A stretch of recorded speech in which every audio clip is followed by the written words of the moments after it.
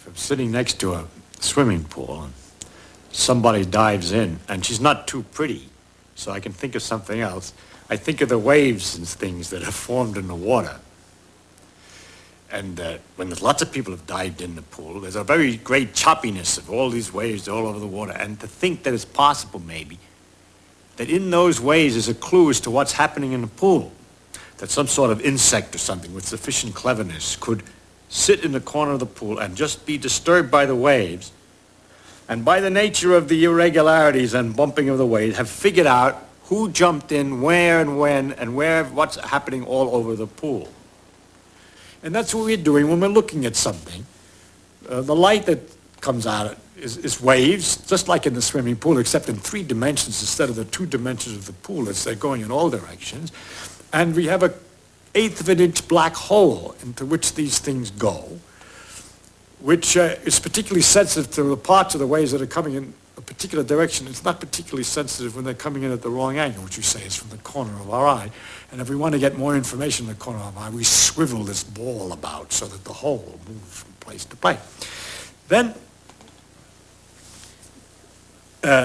it's quite wonderful that we can figure out so easy.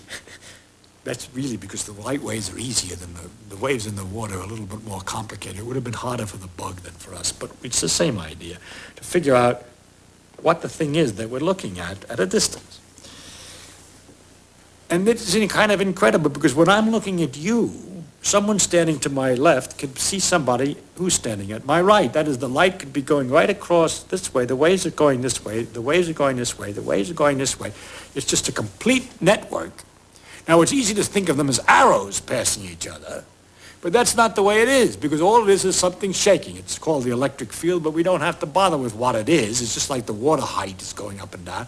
So there's some quantities shaking about here, and in a combination of motions that's so elaborate and complicated that that result is to produce an influence which makes me see you at the same time completely undisturbed by the fact that there are influences that represent the other guy seeing him on this side.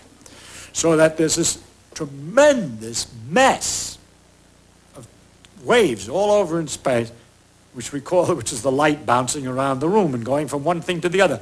Because, of course, most of the room doesn't have 1/8 inch black holes.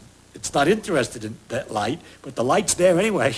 I mean, it bounces off this and it bounces off that, and all this is going on, and yet we can sort it out with this instrument.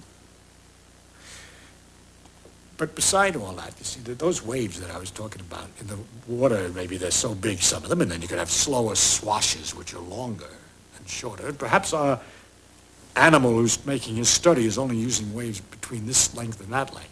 So it turns out that the eye is only using waves between this length and that length, except those 2 lengths are 100 thousandths of an inch. 100 thousandths of an inch big. And what about the slower swashes, the waves that go more slowly, that have a longer distance from crest to trough? Those represent heat. We feel those, but our eye doesn't see them focused very well. We don't, in fact, at all. The shorter waves are blue, the light, and the longer waves are red. But when it gets longer than that, we call it infrared. All this is in there at the same time. That's the heat. Pit vipers that you got down here in the desert, they have a little thing that they can see the longer waves and pick out mice which are radiating their heat, their longer waves, by their body heat, by looking at them with this eye, which is the pit of the pit viper.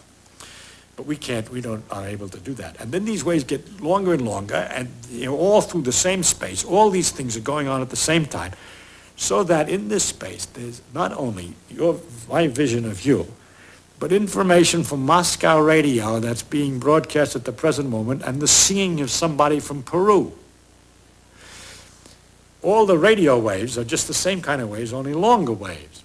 And there's the radar from the airplane, which is looking at the ground to figure out where it is, which is coming through this room at the same time. Plus the X-rays, cosmic rays, and all these other things, which are the same kind of waves, exactly the same waves, but shorter, faster, or longer, slower. It's exactly the same thing. So this big field, this area of irregular motions of this electric field, this vibration, contains this tremendous information, and it's all really there. That's what gets you. If you don't believe it, then you pick a piece of wire and connect it to a box. And in the wire, the electrons will be pushed back and forth by this electric field, sloshing just at the right speed for a certain kind of long ways. And you turn some knobs on the box to get the sloshing just right, and you hear Radio Moscow. Though you know that it was there. How else did it get there? It was there all the time. It's only when you turn on the radio that you notice it. But that all these things are going through the room at the same time, which everybody knows, but you got to stop and think about it to really get the pleasure about the complexity, the inconceivable nature of nature.